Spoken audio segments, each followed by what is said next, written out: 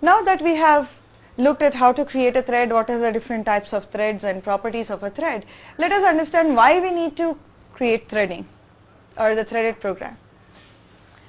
A threaded program is required in cases where you're going to have an animation or a client-server type of programs. But these are not the only places where you need to use threading. There are multiple other reasons for making use of threads. For example, in our event handling also, it is multi-threaded. It creates a thread, and within the thread the event handler method gets executed.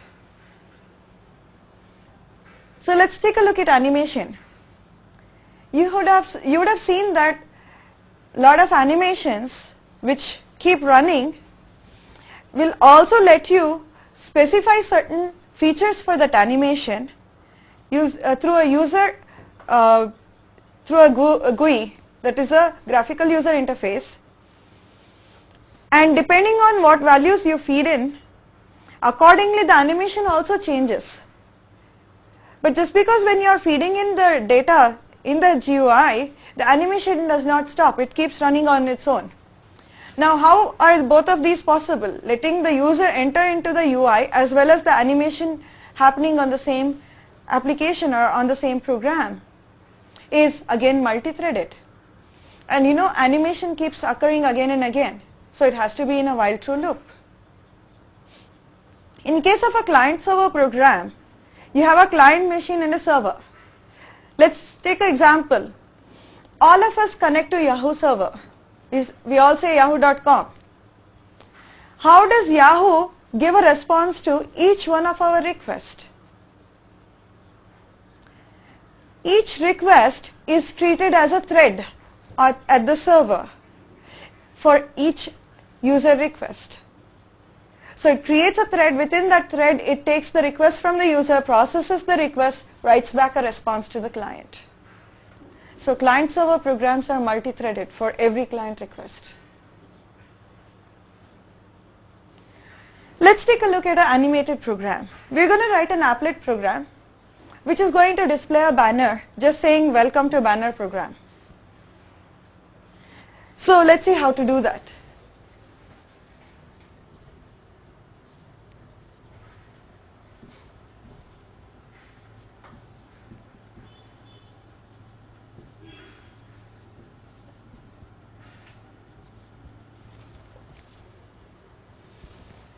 We're going to have a string variable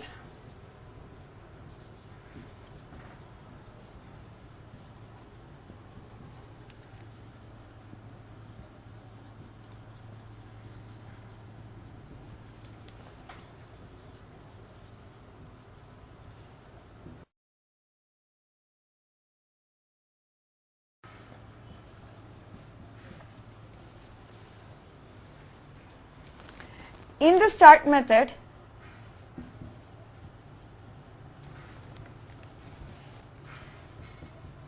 We are going to create an instance of thread. So T is equal to new thread of the runnable object. So we are using the second methodology. So let's have this class implement runnable interface. And the runnable object is this reference. The current object which has invoked the start method is also a runnable object. You need to create a thread object only if T is null. And then start the thread.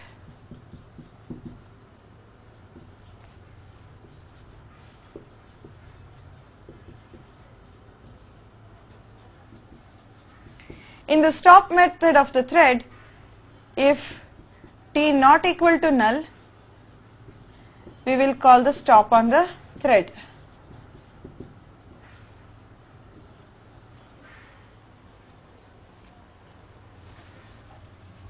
We also need to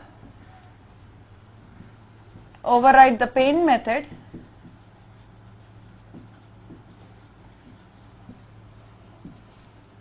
in which you do a drawString of S at x comma y position, let's say 10 comma 50.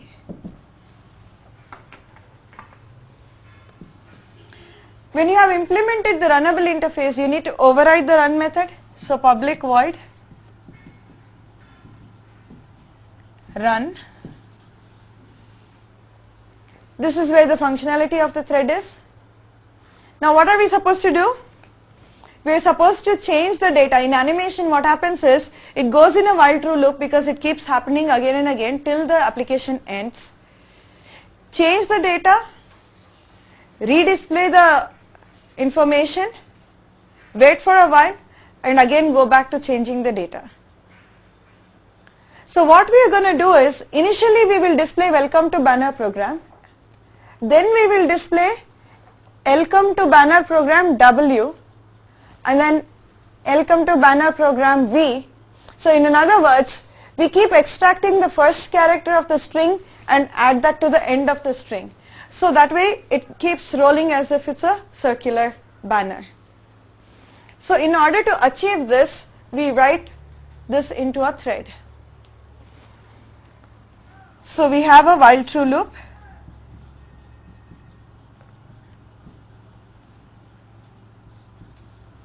We need a character variable because we are going to extract the first character and store it into a character variable, put it into a string. So we say ch is equal to s dot, to extract the first character, char at 0. You get the first character into ch. Now what you do is s is equal to s dot substring from the second character till the end of the string. So that is 1 comma s dot length. You extract and put it back into S. So what S now has is ELCOME to banner program. Now the extracted first character is in the ch variable. Add that to the string. So S plus is equal to ch. So you get ELCOME to banner program W inside the string S. You need to redisplay this string, so call a repaint method. Put the thread to a sleep state.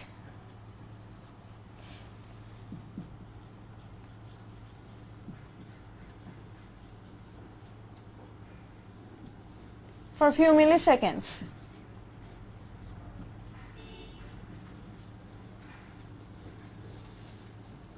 Remember, the sleep method throws interrupted exception.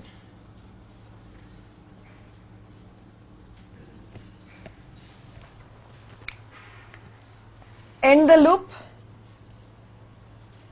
end the run function and the class.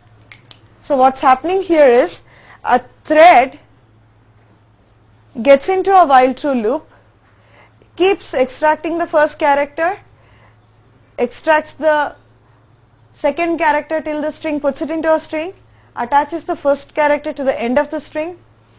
When the repaint is called, the repaint is a method in the component class which we have inherited via applet. The repaint, what it does is, it schedules the update method to be called. Update is another method in the component class which also takes a graphics object as parameter. So paint, repaint and update are methods of the component class. When you call a repaint, it's going to repaint the entire size of an applet. So that is, it's going to schedule the update to be called, and when the update is called, the update in turn calls your paint method. The paint method is going to draw the string again. So when you call repaint, finally the paint will be called to display the value of S, and the value of S has changed due to your change of data out here. So that's how you get a change of information on the screen. If you want, you can specify repaint of so many milliseconds, which means to say within the specified milliseconds the update has to be called. Suppose, let's say you have called a repaint method repaint has scheduled the update to be called. By the time update is called, again the repaint has been called. What the repaint does is, it doesn't bother scheduling the update again, because already scheduled update method has not been executed. So it doesn't bother creating another update method. So whatever scheduled update method, when it gets executed, it will display the change of information. You can also specify to repaint only certain portion of your UI. Now here we said we are repainting the entire applet, because how do I know it's an applet? Because you're calling repaint, when you call just the repaint, it's like saying this dot repaint, and what is that this? It's nothing but an applet.